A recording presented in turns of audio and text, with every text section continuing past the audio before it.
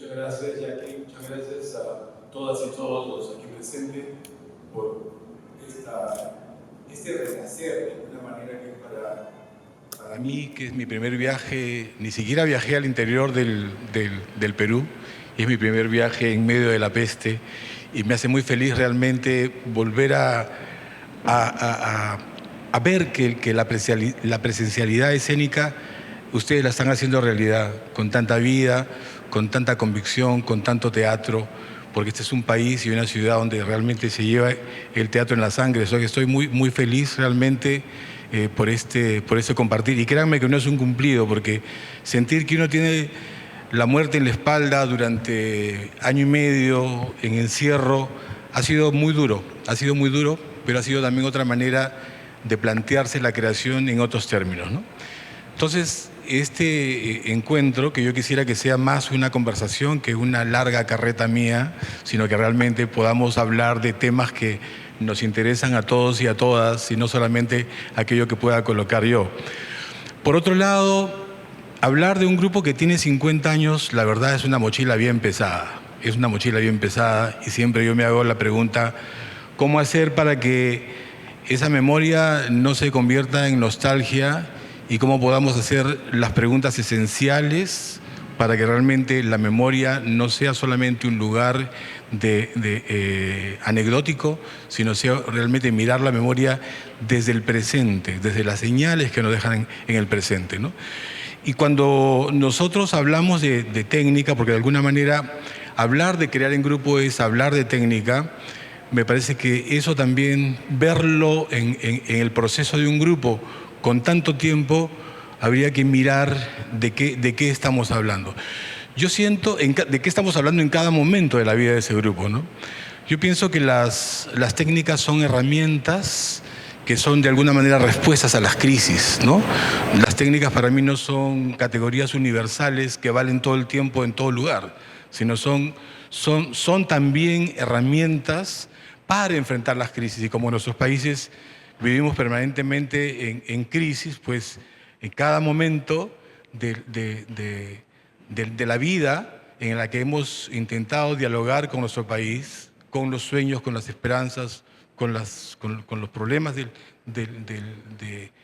teatro, desde el lugar que lo asume, un grupo que no intenta escribir un teatro, hacer un teatro desde el concepto de la puesta en escena. O sea, cuando digo puesta en escena es una palabra que a veces trato de evitar, porque se puede entender como que el teatro existe antes y que lo que hacemos es ponerlo en escena, o sea, cambiarlo el lugar, ¿no?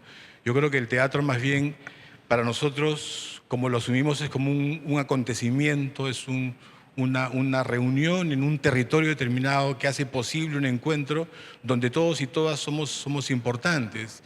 Si yo tuviera que pensar en términos de cómo definir dramaturgia de espectáculo, yo diría que me asomo pues a entenderla como la organización de la acción en un espacio compartido, antes de pensar en una narrativa que sucede al frente y que los espectadores somos los consumidores de algo que donde lo importante es lo que sucede al frente. Voy a empezar por los últimos tiempos, señor Ascani. Yo diría que los últimos tiempos están marcados por lo que llamamos la crisis de la representación. Y esta crisis de la representación tiene que ver a partir del año 2000, en que finalizada la dictadura de Fujimori y terminado el conflicto armado interno, se arma una Comisión de la Verdad y la Reconciliación con el objetivo de estudiar, de mirar responsabilidades durante ese conflicto armado que fue tan doloroso para los peruanos, que en 20 años significó 70.000 víctimas, ¿no? Y de los cuales tenemos todavía 30.000 desaparecidos que vagan sin descanso, y que estamos haciendo trabajos muy cercanos a los familiares para buscar caminos de justicia para los familiares. La Comisión de la Verdad nos llamó a acompañar el proceso de convocatoria de las audiencias públicas. Las audiencias públicas son esas reuniones donde los afectados hablan con voz propia directamente al mundo, dando cuenta de su situación, ¿no? de afectados directos. Entonces trabajamos nosotros en recorriendo los lugares donde iban a hacer las audiencias públicas, especialmente en el sur andino, y trabajando también durante las mismas audiencias de la Comisión de la Verdad y la Reconciliación. Fue un momento muy duro, un momento en que yo me pregunté muchas veces para qué servía lo que hacíamos, qué sentido tenía seguir haciendo teatro. Y hay un texto que justamente hablábamos con mi querido compañero Víctor Viviescas, que se llama El cuerpo ausente, que recoge un poco ese periodo de experiencia, de desconcierto y ese no saber qué hacer. Porque cuando el primer afectado del conflicto armado interno habla al mundo, da cuenta al mundo con voz propia de su condición, yo siento que en ese momento se cancelan representaciones no solicitadas, ¿no es cierto? Por más buena voluntad, en lo artístico, en lo político, en lo cultural. Entonces uno se pregunta, ¿qué hemos hecho durante tantos años representando al otro o a la otra o al otro sin que se nos haya sido pedido esa representación? Entonces, ¿cuál es nuestro lugar? Yo creo que fue un momento de crisis muy fuerte, como lo fue también todo el tipo de documentación que surgió ahí, el relato visual que se llama Yuyanapaj, el relato visual con el que los peruanos conocimos a través de imágenes fotográficas lo que había sucedido en el conflicto armado, realmente fue mucho más importante la visualidad y la contundencia de ese testimonio, de ese relato visual, que los 10 tomos inmensos que seguramente muchos no hemos leído y son tomos que han quedado dormidos como quedaron en el olvido las crónicas de Guamán Poma de Ayala, ¿no? En la carta que escribe al rey y que tampoco nunca llegó a su destino. Entonces esos 10 tomos están esperando, pero los peruanos conocimos estas imágenes contundentes que cancelaron rotundamente ese sentido de lo representacional. Y desde otro lugar también la dictadura de Fujimori cae porque el servicio de inteligencia dirigido por el tristemente célebre Vladimiro Montesinos, tenía un espacio para videar todos los actos de corrupción. Entonces, con todas esas evidencias de donde no necesitamos, y hubieron muchos intentos, por poner un ejemplo, ¿no? de obras que intentaban reflejar ese momento cómo era la corrupción, pero yo prefería, la verdad, quedarme en mi casa y ver los videos de cómo eran esos paquetes inmensos de dineros que se trazaban con los empresarios, con los dueños de medios de comunicación, que cualquier intento de representación. Entonces, eso para ponerlo no abundar más en el tema, pero hablar de un momento de crisis en el cual lo que necesitábamos era la conexión con el documento, con la evidencia, con lo real, todo intento de representación, todo intento de ficcionar entró en crisis, ¿no? Yo pienso que en ese momento surge la pregunta, porque creo que la pregunta es esencial en cada momento, en cada proceso de creación también. Desde la pregunta uno intenta generar pensamiento, uno intenta responder. Y la pregunta era, ¿qué lugar tenemos nosotros en este proceso? ¿De qué manera? Nosotros hemos estado en la luna, hemos estado en el espacio, hemos estado ¿dónde hemos estado? ¿Cuál es el lugar de nosotros como artistas, como creadores, en todo este proceso? ¿De qué manera nos afecta, ¿no? Entonces yo pienso que ese preguntarse sobre el lugar de enunciación ha sido fundamental. Porque entonces aparece la voz del creador también. Por eso las últimas obras de Yuyascani juegan, digamos, a caballo entre la voz del actor, la voz de la actriz, la voz de la creadora y el tema de lo que podríamos llamar esa zona de ficción. Porque me parece que esa tensión entre la opinión, entre la voz propia del actor, ¿no es cierto?, entre su lugar de enunciación y aquello que está narrando, cobra desde mi punto de vista mucho más sentido que una obra que esté solamente pensada en términos de la ficción. Esto yo no lo quiero dogmatizar ni enunciar como una categoría pretenciosa, ni mucho menos. Estoy dando cuenta y estoy testimoniando lo que ha pasado en mi grupo y cómo lo hemos vivido nosotros. Por supuesto que yo disfruto de la ficción, yo disfruto del teatro en todas sus posibilidades también, en todas sus manifestaciones, pero estoy contando lo que sucedió con este grupo de 50 años en este momento de crisis. Yo siento que nosotros nos ocupamos de la memoria muchas veces en nuestros trabajos, en los teatros de grupo, pero no tenemos una memoria suficiente de los propios caminos, ¿no? Yo creo que nos debemos una memoria historiográfica de los caminos de los actores, una memoria que registre cuáles son esos caminos de la escritura en el espacio. Eso es fundamental, porque finalmente vivimos siempre pendientes o pensando que la única manera de registrar los procesos son aquello que queda escrito, aquello que va a la biblioteca, aquello que está guardado, ¿no? Pero esa es una parte, el texto literario es una categoría para definir una herramienta, un insumo, ¿no es cierto? Pero ¿cómo generamos esa historiografía, esa memoria de los caminos del actor? Y creo que en procesos nuestros donde tenemos culturas originarias ágrafas, donde no han tenido escritura literaria, me parece que recuperar y remirar otras formas de escritura han sido y son esenciales.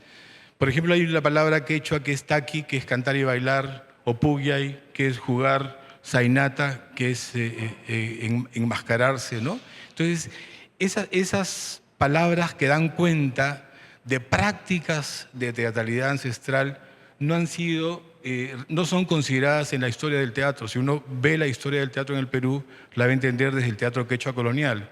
Y el teatro quechua colonial, en el mejor de los casos, es una manera de núcleos dramáticos de origen quechua, formalizarlos a la manera de la escritura hispana, ¿no? Entonces hay otras formas de escritura que nos debemos y que tenemos que poner yo creo que en funcionamiento para entender esos procesos complejos. A mí me parece que es la pauta de vida de las últimas obras en Yuyascani. Incluso hemos creado un producto que se llama Conferencia Escénica, que lo pueden ver ustedes, está guardado, donde cada uno de los actores y las actrices han hecho una conferencia dando cuenta de sus procesos creativos, ¿no? Entonces, cada uno, en lo que es en una cultura de grupo, cada actor, cada actriz tiene también una autonomía relativa para guardar un material, una cultura personal, y donde cuenta cómo ese trabajo lo realiza. Si yo tuviera que hablar digamos, he hablado del momento de ahora y he hablado del momento desde ahí a lo más reciente, que es la crisis de la pandemia. Nosotros estábamos haciendo un trabajo que tenía que ver con la espera del Bicentenario. 200 años de República se están conmemorando, no celebrando, sino conmemorando en estos momentos en el Perú.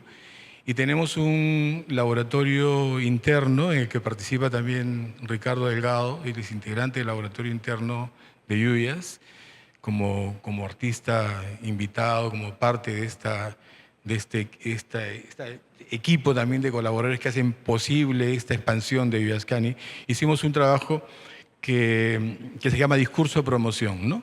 Que intenta mirar desde la escuela pública una mirada hacia lo que la República nos debe, ¿no? O sea, nuevamente bajo el principio de entender la historia desde el presente y no de ir a recontarla y a mirar solamente la historia oficial, sino mirar más bien desde cómo la historia oficial deja de lado una serie de narrativas que no están presentes en la historia, ¿no? El lugar de las mujeres, de los afrodescendientes, de los indígenas, ¿no?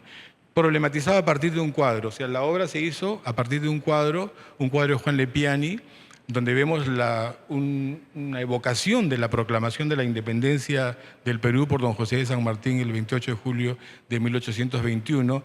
Y los actores y las actrices se preguntan quiénes están en ese cuadro y sobre todo quiénes faltan en ese cuadro, quiénes no están en ese cuadro. Y a partir de esa pregunta es que se genera en un espacio compartido con los espectadores una condición de compartir la pregunta. Nuestra sala tiene una capacidad de 160 espectadores, pero en las últimas obras sacamos las graderías, sacamos todos los sitios que permitían la comodidad los espectadores y pusimos solamente 30 sillas más o menos, ¿no? Con 30 sillas. Y eso significaba realmente poner en práctica esto que estamos diciendo, organizar la acción en el espacio compartido, ¿no? Este no es invento mío, no es un invento nuestro, no es algo que se me ocurrió, es algo que lo hemos visto y lo vemos en las fiestas tradicionales. En la fiesta tradicional andina vemos cómo es pertinente la pregunta, ¿quién es el actor? ¿Quién es el danzante? ¿No? ¿Dónde está el teatro? ¿Cuál es el lugar? Porque todos y todas estamos en un mismo espacio, o sea, el piso es común para todos. Entonces, a diferencia de los primeros años en que fascinados por la fiesta andina queríamos traer a la sala, comprar todas las máscaras, todos los vestuarios, traer todo lo que se podía a la sala, traicionando incluso su función original, ¿no? Y tratando más bien de apropiarnos de ese material, sacándolo de contexto. Pero ahí opera, ya en la madurez, ¿no es cierto?, opera un principio de equivalencia, es decir, buscar cómo esa fiesta o esa tradición, llámese Corpus Christi, o fiesta de la Candelaria, o fiesta de la Virgen del Carmen, no se trata de llevarla de la misma manera a la escena, sino más bien ver qué principio está abajo, ¿no?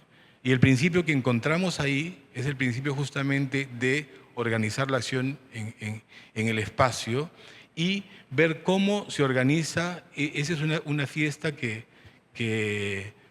está organizada por cada momento, tiene sus partes, hay un guión, ¿no es cierto? Hay un guión de acción y a partir de la acción es que surge otra acción. Durante 3 días con sus noches surge una fiesta en un pueblo serrano que durante todo el año el pueblo está prácticamente vacío, es un lugar de tránsito hacia el Manu, hacia la zona de la selva, y esos 3 días y sus noches pues reciben a cientos de miles de espectadores que vamos de diferentes partes del Perú a celebrar esa fiesta. Y sucede también ahí esa fiesta un elemento de teatralidad, de performatividad, donde todos y todas las que participamos ahí estamos involucrados en la fiesta, ¿no? Las mismas calles de ese pueblo son parte de la narrativa, ¿no? Por dónde entran determinados personajes tiene que ver con la historia que traen y si un espectador inadvertido va a la fiesta, bueno, se va a divertir y le va a pasar muy bien, pero va a ver un poco lo que está en la superficie. Pero lo que está detrás también es un conflicto que tiene una historia anterior a la conquista, ¿no? Tiene una historia de 2 etnias, la de los Capas Coya y los Capas Chunchu, que pugnan en esa zona y que ese conflicto está ahora en su versión contemporánea puesto en función de la tenencia de la Virgen del Carmen, es decir, como unos piensan que la Virgen del Carmen les pertenece y vienen a recuperarla y por lo tanto incendian el pueblo la primera noche, incendian el pueblo. El segundo día, como no logran incendiar el pueblo porque salen los chunchos, es el rey de los chunchos, el jefe máximo de los chunchos, saca a su ejército y los expulsa a los invasores, organiza un espacio para regalar y ofrecer regalos al pueblo y construyen un escenario, una escenografía efímera, una torre para regalar, pero para mirar también el lugar del enemigo, para mirar dónde está el chuncho. Y finalmente el tercer día se desata la guerrilla y la guerrilla es la ratificación de que los locales van a ganar. Al igual que las teatralidades asiáticas, el público sabe el argumento, ¿no? Como cuando uno va a ver teatro kabuki, uno no va a ver el argumento, sino va a ver cómo se realiza, va a ver un poco el actor, la actriz que lo representa, cómo va a encarnar ese personaje, ¿no? Entonces, pienso que esa mirada de la fiesta andina, de la fiesta tradicional, ha marcado mucho nuestra condición de creadores también, pero buscando ese principio de equivalencia. Les pongo un ejemplo para que esto no quede solamente, ya les puse el ejemplo del espacio, de cómo ver el espacio compartido que se da en la fiesta y cómo ese principio de equivalencia lo llevamos al teatro. En el año 85, Julio Ortega, un escritor peruano, escribe una obra que se llama Diosa de Ayacucho, que cuenta la historia de un campesino tomado preso masacrado, torturado, muerto y, y enterrado, ni siquiera enterrado, o sea, convertido en un montón de huesos, ¿no? Ese montón de huesos decide viajar a Lima a pedirle al presidente de la República las partes de sus huesos que le faltan para poderse enterrar y darse una sepultura digna. Y lo dice desde su primera intervención. Dice, vine a Lima a recuperar mi cadáver. Así comenzaría mi discurso cuando llegase a esa ciudad. Ese es lo primero que dice el actor. A mí esta novela corta me pareció fascinante porque escrita de manera temprana en la mitad de la década del 80, en pleno conflicto armado interno, en la etapa más dura, este autor escribe esta novela corta.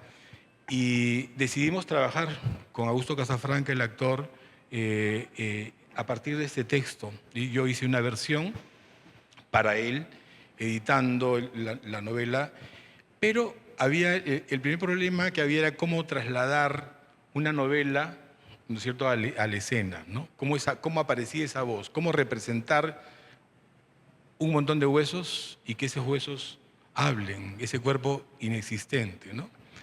Y lo primero que hicimos fue hacer un velatorio simbólico de las ropas de los desaparecidos, como se velaron muchas veces, y lo hemos visto, seguramente han visto ustedes en fotografías, la ropa del ausente, para generar ahí un espacio de evocación, territorialidad, pero que no lograba responder, encontrar esa voz. Esa voz apareció cuando aparece un danzante, Coya justamente, de la fiesta, el contrincante de este rey Chuncho, de la fiesta de la Virgen del Carmen. Este danzante se aparece en el espacio, encuentra la ropa y le dice, hermanito, esa ropa a ti ya no te sirve y a mí me hace falta, entonces me la voy a llevar. Cuando se pone los zapatos, cuando se pone el pantalón, él siente una energía y algo le pasa. Entonces hay esa sensación, si se quiere, de recibir la energía del ausente y prestar el cuerpo para que aparezca la voz y aparezca el personaje, ¿no?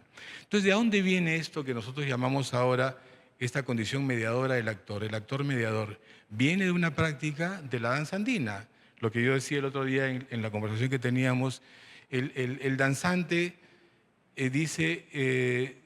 no dice yo bailo, sino dice yo pongo mi cuerpo, bueno, algunos danzantes, y me estoy refiriendo específicamente al danzante de la danza de tijeras, ¿no? Dice yo pongo mi cuerpo para que el apu protector, el cerro protector que tiene vida y que tiene nombre, tome mi cuerpo, mi cuerpo lo reciba y sea él el que danza a través de mi cuerpo. Entonces ahí también opera otro principio de equivalencia, ¿no? Otras obras, como Rosa Cuchillo, por ejemplo, que está basada también en una novela, es una novela como de 300 páginas y la actriz no la cuenta totalmente, sino la danza, ¿no? Como decía Antonio Cornejo Polar, el gran estudioso de José María Arguedas, una cosa es contar la historia y otra cosa es danzar la historia, ¿no? Entonces, esa recuperar esa noción de danzante y fusionar en actor y danzante, que es un poco también lo que está explorando Ricardo, y por eso mi afinidad y mi cercanía al grupo Ángel Demonio, tenemos ahí un diálogo, porque compartimos también ese mismo principio de exploración, de no separar el actor del danzante, sino más bien de generar ahí una fusión, una integración. Tiene que ver con este principio. Y si vamos más allá, no se trata solamente de aprender la danza y de llevarla tal cual al escenario, sino ver que detrás de esa danza hay una cosmovisión, ¿no es cierto? Hay mundos paralelos, simultáneos, que es el mundo de abajo, el mundo de acá y el mundo de arriba, que en quechua es Jamaspacha, Caipacha y Ujupacha, y esos mundos son revelados por el viaje de esta madre que busca en Rosa Cuchillo incesantemente a su hijo desaparecido, muerto durante el conflicto armado interno, y ella viaja por esos mundos. Es primera vez que desde la narrativa se cuenta cómo es esa vida, cómo funcionan esos mundos en la cosmovisión andina, ¿no? Entonces, esto un poco para hablar y para aproximarme aún nosotros hablamos de cultura de actor como, justamente como eso, o sea, como los saberes que cada actor de manera autónoma indaga, de manera individual, busca, aprende, consigue, y con esas herramientas va construyendo esta cultura personal y vamos al espacio de creación a encontrarnos y a generar ahí un intento de inventar algo nuevo, ¿no? Entonces hay otra jerga, porque digo jergas porque yo no intento que sean conceptos ni categorías rígidas, que es el proceso de acumulación sensible. El proceso de acumulación sensible no es sino el intento de cortarnos la cabeza y permitirnos asociar de manera automática el cuerpo en el espacio con las ideas, con los temas, con lo que estamos indagando y sobre todo con las diferentes calidades de energía, sin pensar qué vamos a hacer ni a dónde queremos llegar. Simplemente tenemos pautas desde la improvisación y obviamente la improvisación no es improvisada, la improvisación tiene pautas, ¿no es cierto? Uno improvisa para encontrar una presencia, para encontrar un personaje, para encontrar un tema, para encontrar una situación, en fin. Yo estoy hablando de estas cosas, me gustaría que Ricardo pase al espacio, por favor, y hagamos un ejercicio, pero no lo vamos a hacer, pero es difícil hablarlo. Lo que estoy tratando de comunicar es que cada momento, cada periodo de esta historia nos va dejando herramientas. El proceso de acumulación sensible justamente ha sido ese intento de inventar una obra, un tema, entrar, indagar un tema sobre algo que no está escrito, ¿no? Y trabajar a partir de ahí un entrenamiento personal, ¿no? Antes, como decía Víctor, él fue profesor de expresión corporal durante mucho tiempo, tuvo allá que una de sus alumnas directas de expresión corporal. Así nos formábamos hace 30 años, 40 años en la expresión corporal, ¿no? Hoy día no hablamos en esos términos y hablamos del entrenamiento personal, ¿no es cierto? Porque reconocemos que cada actor, cada actriz, cada persona tiene una respiración, tiene un cuerpo diferente y tiene un entrenamiento también para trascender esa dificultad. Nosotros trabajamos con dos niveles ahí. Uno es el entrenamiento general, que son los principios pues, de tomar el espacio, de sentir el centro de fuerza, el peso, el equilibrio. Todo eso ha estado organizado y lo debemos en gran parte al trabajo de Eugenio Barba y sus estudios sobre antropología teatral, ¿no? Pero también encuentro con otros maestros que han sido fundamentales en este cuento, como Antúnez Filo, por ejemplo, ¿no? Cuando yo me encuentro con Antúnez Filo ya bastante mayorcito y entro a entrenar al espacio también para recordar mis afanes antiguos de ser actor, lo dejé de ser porque era pésimo, era muy tenso y un actor tenso no funciona, como dice Antúnez. Un actor tenso es como pintar con un pincel con cola, ¿no? Entonces, eso es felizmente que encontré mi lugar, que es ser el ojo de afuera, ¿no? Para poder seguir haciendo el trabajo ahí. Pero Antúnez trabaja desde la noción del desequilibrio, por lo menos cuando yo lo conocí. Y esa noción de desequilibrio nos permitió, luego cuando hemos trabajado esta condición de decir dónde está el actor, dónde el personaje, generar ahí una vibración, una tensión. Acá está el actor, acá se queda el actor y acá aparece su diseño, ¿no? Y vuelve al actor, ¿no? Entonces, cómo a partir de esa técnica, que son horas de trabajo, que pasa también por hacer cinema mudo, tai chi, una serie de otras técnicas para encontrar justamente esa vibración del eje. Entonces, en el intento de juntar lo que sería el cuerpo codificado, que es lo que trabaja Eugenio Barba a partir de su propuesta con las culturas asiáticas, y el cuerpo espontáneo, ¿no? Que no es el cuerpo codificado. Entonces, creamos un ejercicio que se llama Crea y Recrea, ¿no? A ver, Ricardo, despiértate. El crea sería la partitura codificada del cuerpo del actor, ¿no? Y el recrea sería el salir de la partitura y volver a la partitura es el crea y recrea. Entonces, esa tensión de crea y recrea genera comportamiento. Y es interesante porque es un comportamiento donde lo vivo lo espontáneo no se pierde, pero aquello que está guardado, que es codificado y que quieres mantener, lo guardas también, pero lo puedes expandir con esa situación de crea y recrea. Entonces ya hemos hablado de la acumulación sensible, hemos hablado del crea y recrea, hemos hablado de estas indagaciones de entrenamiento general y aplicado, y entramos ahora a una noción que tiene que ver con cómo guardamos eso, ¿no? Es a través de los eslabones. Cada una de esos momentos los guardamos. El eslabón es un fragmento, una unidad dramática, por decirlo de algo. Es un momento, no necesariamente es un texto verbal o literario, sino es un texto corporal y verbal y literario puede ser, o musical, o sonoro solamente, ¿no? Lo que ese eslabón necesita es que tenga principio, medio y final, ¿no? Entonces, ese eslabón se guarda y luego se encadena. Y se van encadenando los eslabones, va apareciendo esta noción digamos, de dramaturgia, ¿no? ¿Ya se aburrieron o estamos ahí todavía, no? Bueno, entonces, todo esto para motivar y para provocar un intercambio entre todos y todos los que estamos acá en el espacio, para hablar justamente de este tema que tiene que ver con la historiografía, con cómo es una creación en un grupo con tanto tiempo, y yo creo que lo único que ha sido posible es que los actores tengan autonomía. Hace como 30 años, cuando yo sentía que mis compañeros y mis compañeras crecían, yo dije, se van a ir del grupo. Entonces, se va, porque claro, cuando los hijos crecen, uno quiere hacer su tienda propia, ¿no? Y hacer su propio espacio, y eso es vale. Pero ¿cómo hacer para que la gente se quede? Bueno, ahora quisiera que se vayan, ¿no?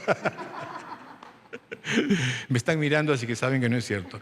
Pero yo ahora cada vez me siento menos director y me siento más un acompañante, más un coordinador de lo que proponen mis compañeros y mis compañeras, ¿no? Por esta noción justamente de autonomía, ¿no? Que me interesa que sobre. Entonces, cada uno y cada una tienen un proyecto propio, tienen un trabajo, tienen una técnica particular, tienen una manera. Y yo creo que eso es lo que enriquece, entender que fortalecer al individuo en el colectivo es justamente fortalecer el colectivo, que no tiene que ser opuesto. Y yo tengo mi proyecto, entonces me voy para hacerlo afuera. No, quédate, haz tu proyecto dentro del grupo, ¿no? Y eso lo que hace es alimentar la diversidad, enriquecer, porque finalmente ese trabajo solitario del actor que lo hace en un espacio fuera del grupo, cuando regresa, contamina al colectivo, ¿no? Todos estos trabajos unipersonales se han hecho fuera eran casi propuestas disidentes, ¿no? Pues era un trabajo solo, lo hacía el actor en sus horas, ¿no? Y cada actor con el tiempo que le daba, ¿no? Pero cuando el grupo puede recuperar, ya como grupo acoger, recibir, y aquello que parece contradictorio, como ha pasado muchas veces, hemos tenido dos obras que surgían, que se estrenaron el mismo día, Adiós a Ayacucho y No me toquen ese vals, ¿no? Uno era un trabajo de Rebeca y Julián y el otro era de Augusto. Ese día fue un día de crisis también hace 30 años, porque algunos compañeros de mi grupo me decían, yo no me siento representado en esa cosa rara que se llama No me toquen ese vals, ¿no? Entonces había como la facción andina y la otra facción urbana que recuperaba el rock, la vida de la ciudad, los relatos de las cantinas, las cartas que me escribió la actriz cuando estuvo operada de la rodilla en Cuba, y esa dramaturgia fragmentada en base a definiciones de diccionario, canciones, testimonios personales, encontró lugar también, ¿no? Lo otro era más estructurado y se parecía más a lo que se esperaba de Vivascani, ¿no? Adiós Ayacucho, ¿no? Entonces era una obra que era coherente y tenía que ver con la propuesta de Vivascani. Entonces, en esas tensiones, yo creo que alimentan, ¿no? Yo muchas veces me siento también disidente en mi propio grupo, ¿no? Y me gusta también sentirme por momentos disidentes, sentirme discrepando, tener diferencias, y soy feliz también de esa manera, porque puedo explorar rutas personales que no impliquen necesariamente estar asociado de manera rígida a un solo entendimiento, ¿no? Nosotros pertenecemos a una generación de actores y de grupos que insurge en la escena latinoamericana a mediados del siglo pasado, ¿no? Y esas características comunes las hemos encontrado después. Es decir, nuestros maestros Santiago García, Enrique Buenaventura, Augusto Boal, Atahualpa El Chopo, Osvaldo Dragún, María Escudero. Habría que recuperar también la presencia de las maestras mujeres, ¿no es cierto? También es importante, es una historia de hombres esta, ¿no? Y de hombres blancos también. Entonces también hay que recuperar esa memoria, y yo creo que en esa memoria tiene que ser una tarea colectiva, ¿no? Yo muchas veces, cuando repito a mis maestros, me doy cuenta que me faltan mujeres ahí, que he tenido mujeres madres importantes también, como Sara Llofré, por ejemplo, o María Escudero, mujeres importantísimas en la formación de este sentido de pensar, de inventar un nuevo teatro, ¿no?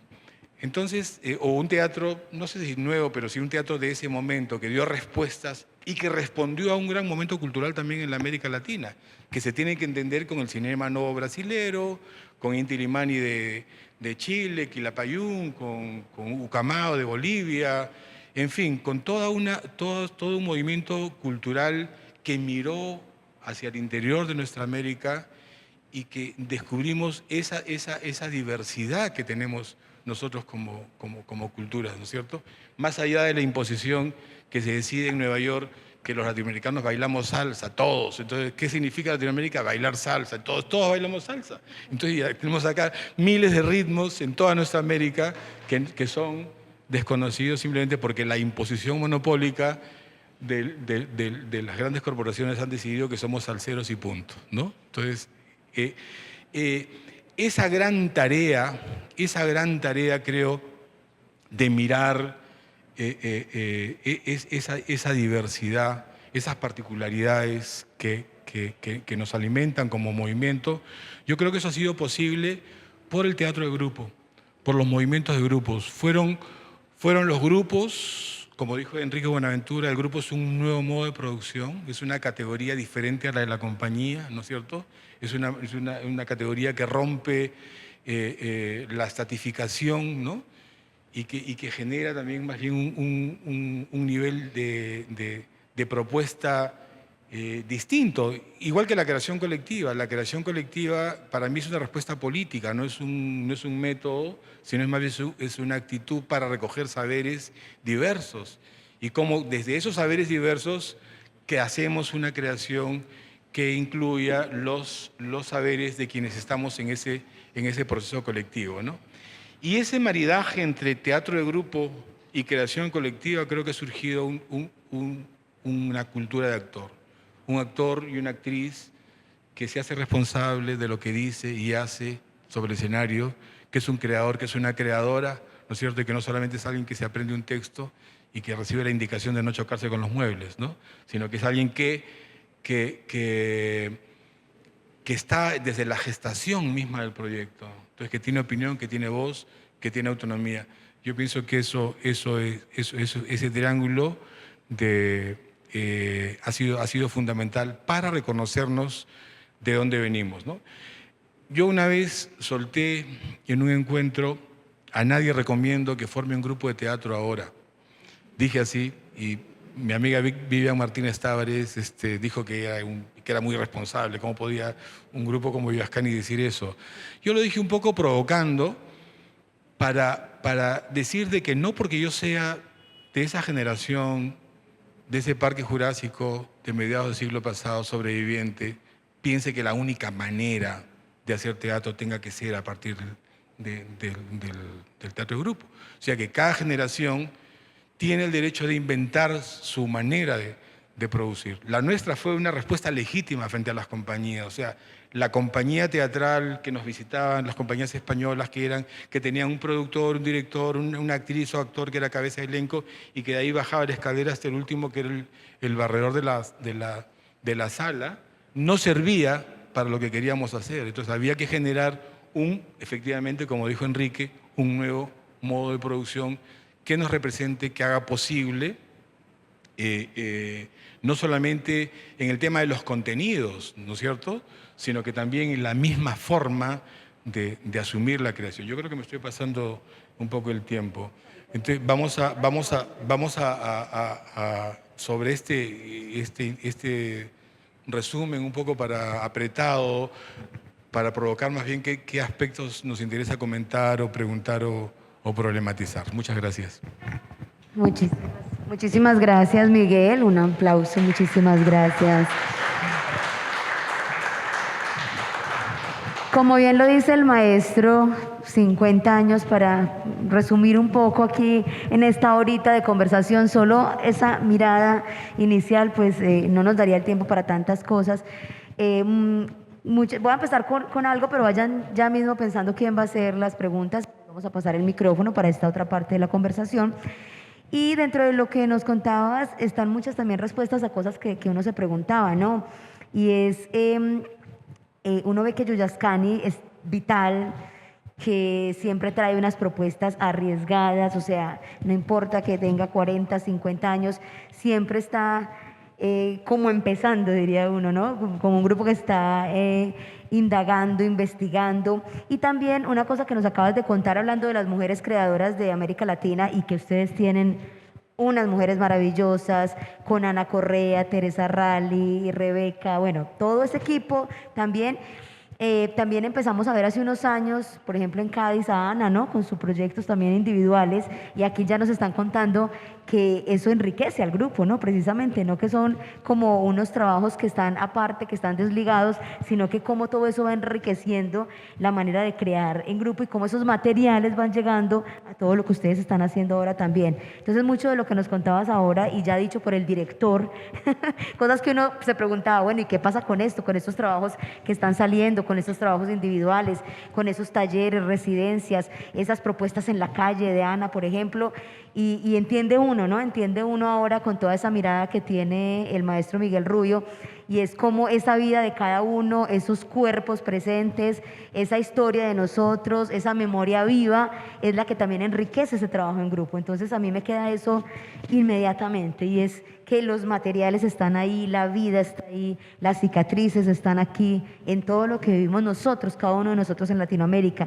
Y muchas veces pues nos quedamos en lo externo, ¿no?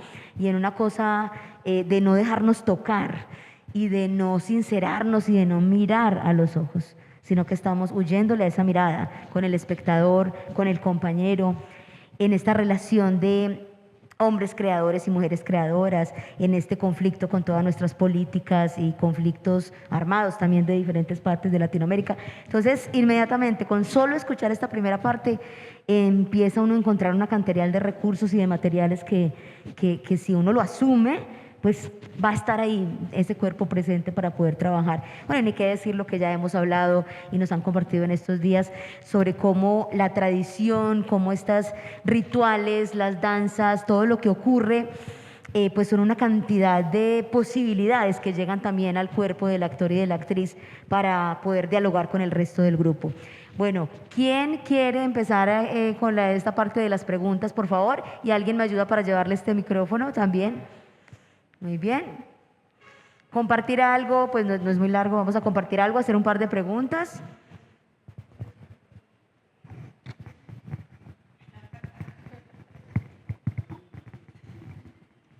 Ok, muy bien, vamos con el profesor Mario Cardona del Departamento de Artes Escénicas de la Universidad de Antioquia. Mario, bienvenido.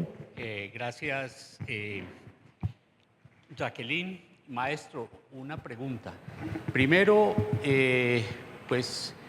felicitarlo y felicitar al actor aquí presente por el trabajo hermoso que vimos ayer. Lo disfruté mucho, me encantó, y esa autonomía de la que usted habla del actor, esa construcción que él hace, esa descripción del espacio escénico, me pareció maravillosa, y creo que quien tiene un maestro tiene un tesoro, en relación a quien tiene un abuelo tiene un tesoro.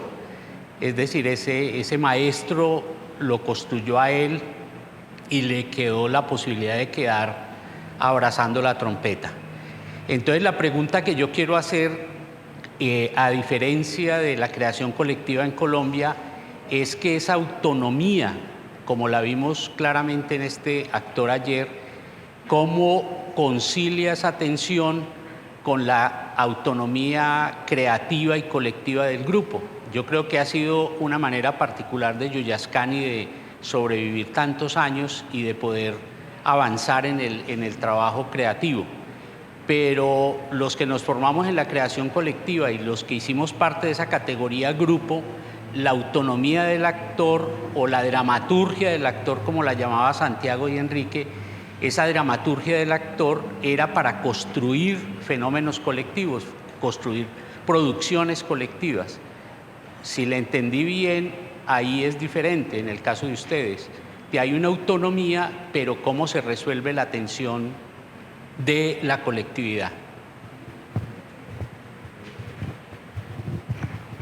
Bien, yo creo que el acompañar a Ricardo, pertenece al colectivo Ángel Demonio, me parece que es posible porque justamente tenemos esta práctica que hace coincidente, ¿no? Que él es un actor que es autor también de su propio material y que tiene una autonomía y que también tiene un ejercicio de director. Entonces, como yo he tenido esa práctica al interior de mi grupo, de pensar en términos de lo colectivo y de lo que yo explicaba hace un momento, de estimular también el trabajo individual, me parece que eso hace posible ese acompañamiento, ¿no? Yo en el trabajo con Ricardo también yo me he sentido un acompañante, de un copartícipe de esta creación, pero a partir de su propia memoria, de su propia creación. En el trabajo de Yuyascani, en los primeros años sí el trabajo no había esta noción de autonomía tan marcada, ¿no? Pienso que lo que nos marcaba más bien la idea del grupo entendíamos la solidez del grupo casi como una célula partidaria también, decirlo de alguna manera. O sea, Yuyascani no es cerrado. Muchas veces la gente me pregunta qué van a hacer cuando ya no exista Yuyascani. Yo también quisiera saberlo, ¿no? Pero no lo sé. Pero lo que yo no me imagino es un letrero que diga Grupo Cultural Yuyascani, porque creo que la experiencia artística es intransferible, ¿no? Yo prefiero que mis jóvenes colegas, mis amigos, mis compañeros de otras generaciones puedan armar, como lo están haciendo ya, sus propios caminos, tomando inspiración quizás y tomando aquello que les es útil, que les sirve de esta memoria de Yuyascani, pero de ninguna manera hacer de eso una continuidad, ¿no? Y yo creo que esa práctica de individualizar y de hacer que la tensión entre individuo y colectivo no sea una tensión antagónica ha sido clave para entender esto. Y para entender que la tarea es mucho más grande también, ¿no? Porque yo pienso que a estas alturas de la vida, cuando miro el teatro latinoamericano, siento que nosotros nos hemos puesto a la altura de la situación política y del momento de esa insurgencia que el momento político lo mandó. Pero siento que no hemos desarrollado no nos tenemos que engañar, no hemos desarrollado un lenguaje teatral que merecemos, todavía no. Yo pienso que tenemos que nuestros trabajos tienen un valor por la respuesta, por los contenidos, pero hay que ir buscando un equilibrio. Incluso no todas las obras de Yuyascani están en ese camino de lo que yo llamo retejer una raíz rota con la conquista, ¿no? Que signifique, y yo le llamo el teatro de la madre a esas teatralidades de las culturas originarias, y le llamo teatro del padre a la imposición colonial, ¿no? Porque tenemos que ser hijo de alguien y reconocer ese padre también, esa imposición, pero reconocernos en esa dualidad y reconocernos integralmente signifique también hacer de eso un lenguaje, una propuesta que integre, lo cual no significa folclorizar nuestro teatro, ni signifique, que es una palabra que generalmente nos viene a la mente cuando hablamos de folclore y no hablamos de culturas tradicionales, ¿no? Y porque eso llamado folclore es la manera como se invisibiliza las expresiones de las culturas tradicionales desde la hegemonía cultural, ¿no? Desde los centros de poder hegemónico, ¿no? Entonces yo siento que en esa tarea, en ese retejer, hay mucho pan que rebanar, hay mucho que hacer todavía para integrar. Y yo creo que un primer acercamiento es repensar en términos de dramaturgia de actor, ¿no? Y ese actor, si entendemos que nuestro actor es un actor que danza, yo creo que va a ser un camino interesante para ver cómo desde ahí se construye una dramaturgia de actor y se construye una propuesta, ¿no? Pero no sé si Ricardo, desde tu experiencia en Ángel Demonio, podrías comentar también algo de lo que está planteando el compañero, ¿no? Así que te invito a que...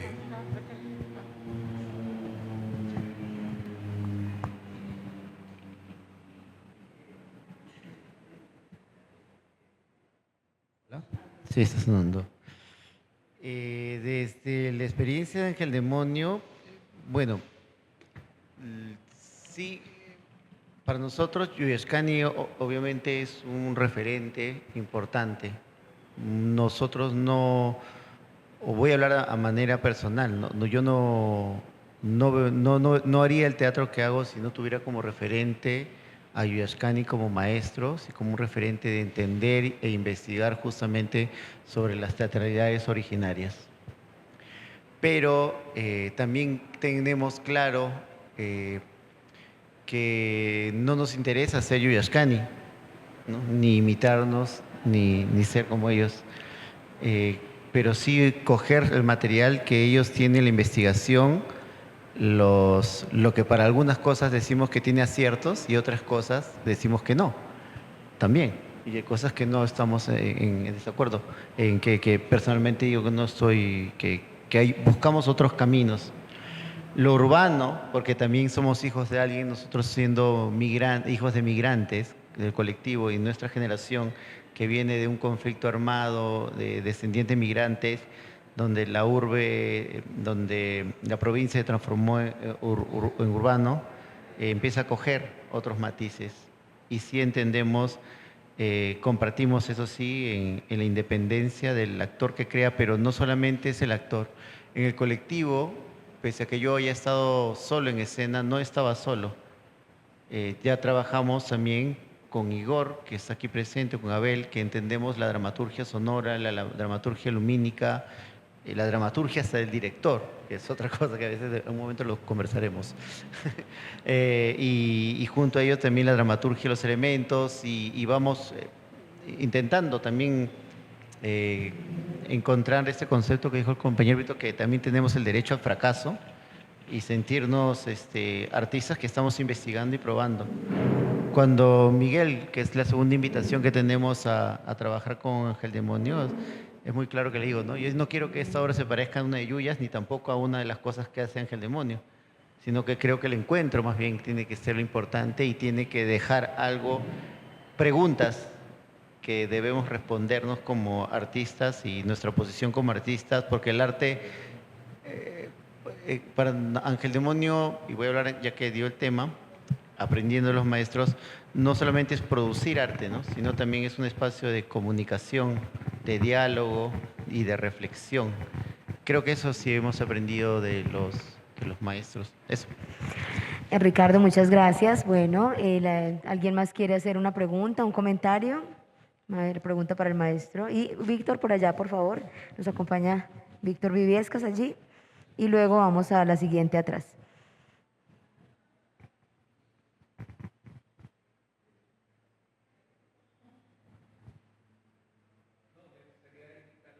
¿Está apagado el micrófono?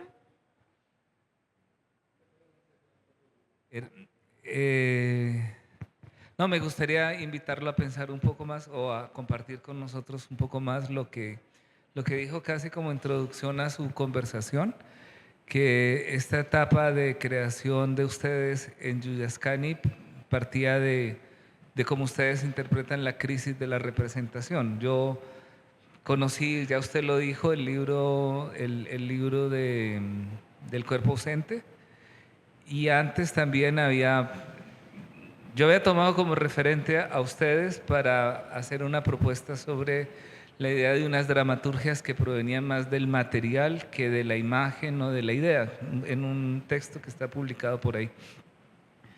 y que yo trabajo mucho con todos los estudiantes siempre. Y esta idea de una dramaturgia del material, creo que usted la nombra casi que textualmente hablando de técnica mixta, sin título técnica mixta. Esos dos elementos solo para tener el gusto, el placer de escucharlos de su parte, si usted quiere ampliarlos un poco. Sí, gracias, Víctor. Víctor se refiere a una obra que se llama sin título técnica mixta, ¿no? Del 2004. Es una obra que tiene que ver con todo este proceso de crisis que significó el acompañamiento a la Comisión de la Verdad y la Reconciliación. De verdad, la crisis fue inmensa. Bueno, siempre hemos tenido crisis en Yuyascani y vivimos en permanentes momentos de crisis, pero esta crisis, la característica de esa crisis yo creo que es la crisis de lo representacional, ¿no? Entonces llegamos a la conclusión de que había habido tanta información, tanta imagen, tanta documentación, tanto archivo, tanta memoria, que era como suficiente. Entonces desocupamos nuestra sala y convertimos en la sala en un espacio que era casi un depósito de documentación. Las paredes, los objetos ahí reunidos, las fotografías, los libros, ¿no? Y yo en ese periodo estaba odiando a los actores, a las actrices y odiando a la actuación, de verdad. Y odiándome a mí mismo seguramente porque cualquier intento de representación me parecía una mueca, un intento falso de concentración en la cara con cuerpos muertos. O sea, era un proceso de negación posiblemente también a mí mismo y que era un espejo en el cual yo me estaba mirando, ¿no? Entonces yo cometí el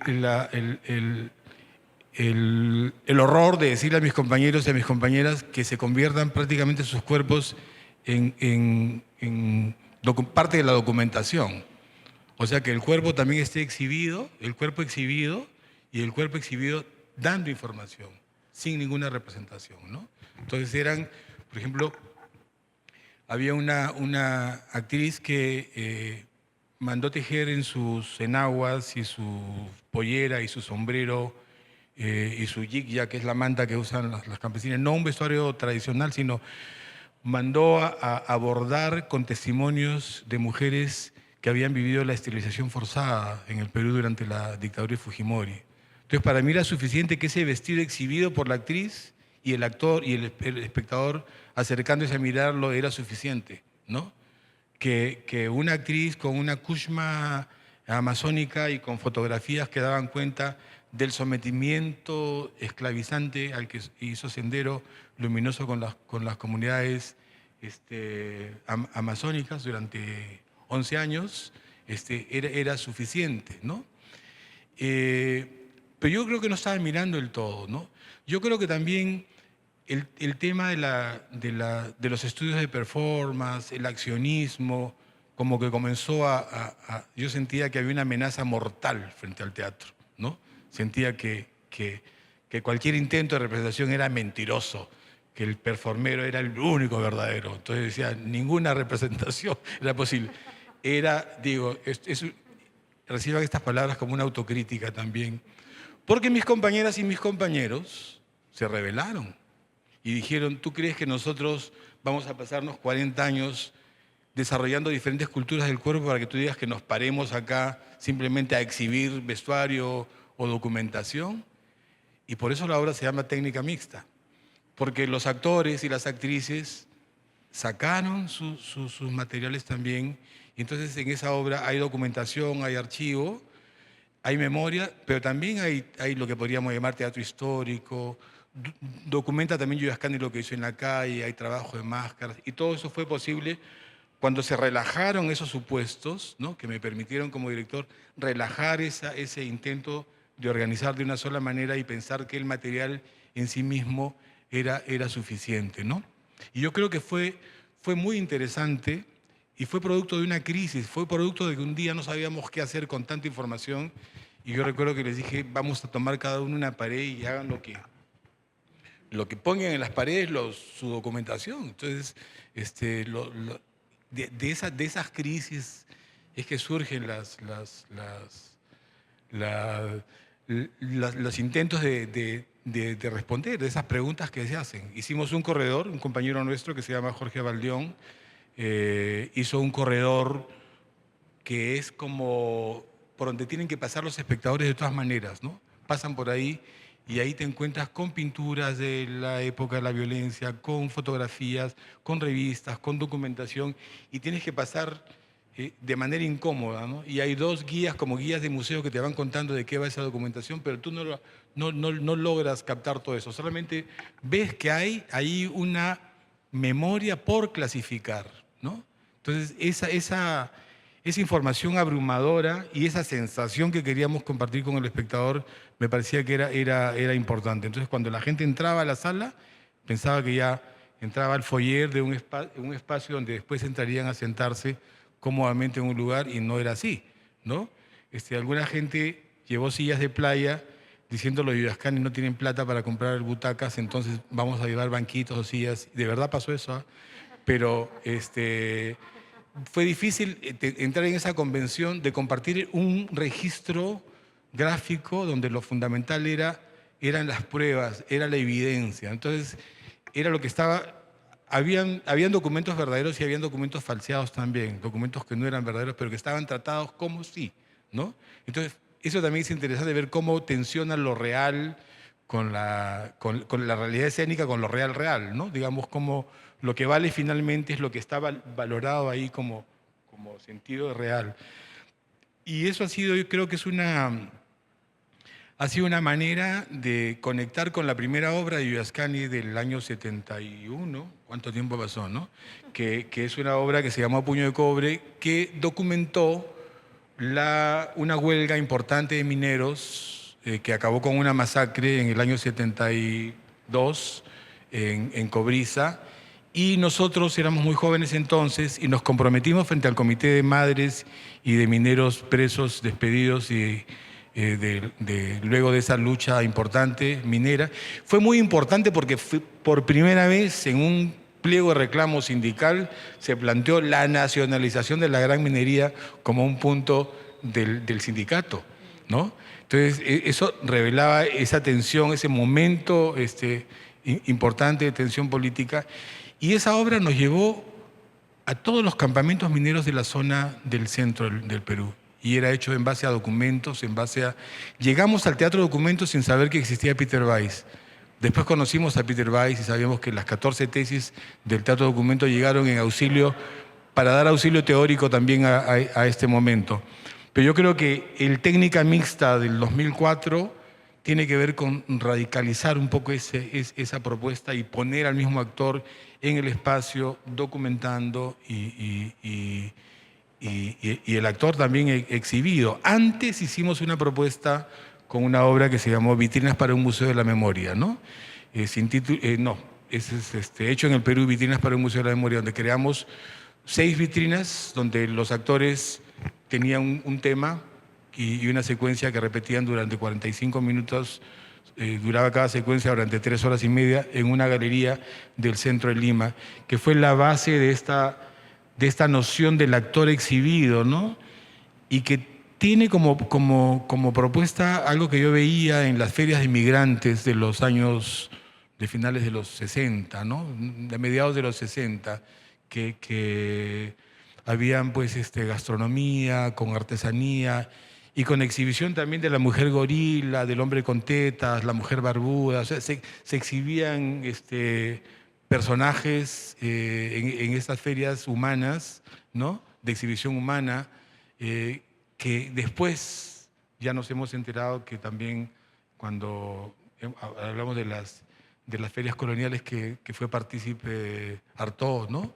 Que bueno, que lo llevó y ahí ese es otro tema, digamos, a descubrir otros caminos. Pero tiene que ver con eso, el sin título Técnica Mixta, y tiene que ver con esta noción de musealizar la memoria. Y hemos seguido trabajando con ese camino. En estos momentos hay una exhibición en la Bienal de Sao Paulo, hay una exhibición dedicada a Yuyascani en la Bienal, con toda su documentación. Es casi como reproducir los espacios de técnica mixta, y en la inauguración se estuvieron 2 actores performeando en el espacio, ¿no? Pero sí, bueno. Muy bien, vamos a ir cerrando, pero aquí atrás tenían también un comentario o una pregunta. Carolina, por favor, dices tu nombre, por favor. Hola, buenas tardes. Mi nombre es Juan Esteban. ¿Cómo están? Maestro, ¿cómo está? Buenas tardes. Tengo una pregunta. Lo que pasa es que me llamó la atención, hablando acerca de la dramaturgia del actor, usted expresó ahorita algo que era crear y recrear. A mí me causó, pues tengo curiosidad acerca de cómo eso pasa concretamente a la hora de estar haciendo el montaje. Es decir, estamos hablando de crear como que se crea una partitura, un movimiento, un gesto, porque habló también después de alejarse de esa creación y después de recrearlo. Entonces no sé si en este también con el actor, o pues si de pronto tiene un ejemplo concreto, porque me llama la atención cómo se hace eso.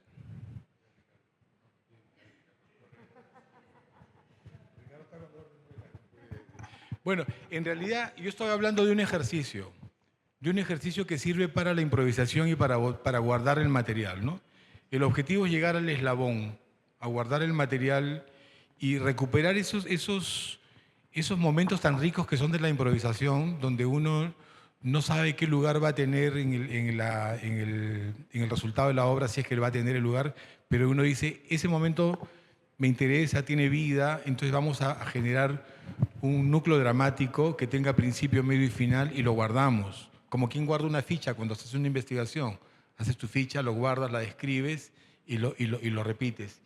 Y después vemos que ese lugar también puede moverse ya en la dramaturgia de la obra, ¿no? Puede ser algo que tú dices, esto va al principio, pero puede ir al final, o puede ir al medio, o puede también desaparecer. La noción de eslabón también me llama al eslabón madre. O sea, hay eslabones que tienen tanta vida que pueden coger otros fragmentos de eslabones y que se van pegando a este eslabón y van expandiendo esos pequeños núcleos dramáticos. Efectivamente, la única manera de entenderlo sería haciendo una práctica, un ejercicio, pero yo creo que es claro si digo que no está contrapuesto a la dramaturgia del actor, sino más bien es un ejercicio que al final logra concretarse en la dramaturgia del actor. O sea, se incluye en la dramaturgia del actor.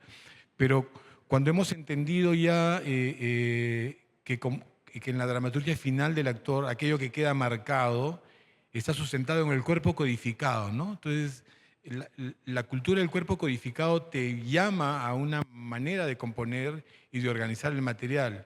Pero el cuerpo espontáneo creo que también debe tener un lugar allí en el espacio y puede dialogar en el proceso, ¿no? Y puede dialogar en el proceso para que en el resultado puede quedar como latiendo, ¿no? Pero le llamamos crea y recrea a la pauta del ejercicio para botar material en el espacio. Muchísimas gracias al maestro Miguel Rubio en este espacio Crear en Grupo Yuyascani 50 años por compartirnos un poco de todo ese trabajo que vienen haciendo también ellos en su grupo, esa creación también de tanto tiempo, pero que sigue muy vigente y que ahora estamos felices de que por primera vez esté el maestro Miguel Rubio en Medellín, pero que esperamos también muy pronto, a partir del próximo año, ojalá, tener a sus compañeros y compañeras, esos actores y actrices que admiramos bastantísimo, que les mandamos desde Medellín un abrazo muy fuerte. Queremos tenerlos en estas calles, en estos teatros, con sus obras. Pues ya hemos tenido aquí al maestro y al Grupo Ángel Demonio de Perú, pero aquí queremos tenerlos a todos porque tenemos mucho que agradecerles y estamos muy atentos a todo lo que ocurre allá. Hemos celebrado con ustedes los 50 años a través de las redes sociales, hemos visto cómo la gente sale a las calles, los abraza, canta, baila, celebra. Eso es muy complejo pensarlo para otro tipo de celebración de un grupo, y en eso no hay nada de simulación. Estas personas en la calle disfrutando y nosotros desde aquí mandándoles aplausos y abrazos es porque han marcado realmente el camino de muchos artistas de Latinoamérica. Maestro, muchas gracias por estar con nosotros aquí en Medellín, en el Festival Colombiano de Teatro Ciudad de Medellín. A ustedes muchas gracias, un aplauso para el maestro que nos acompañó esta tarde. Gracias a la Red Catul por esta invitación tan especial, la Red Catul de las Casas de Cultura del municipio de Medellín, la Secretaría de Cultura Ciudadana del municipio de Medellín, el Ministerio de Cultura y el Centro Cultural Vázquez que nos acoge. A todos ustedes, sigan conectados a toda la programación de estos 20 años del festival. Muchas gracias. Medellín Futuro.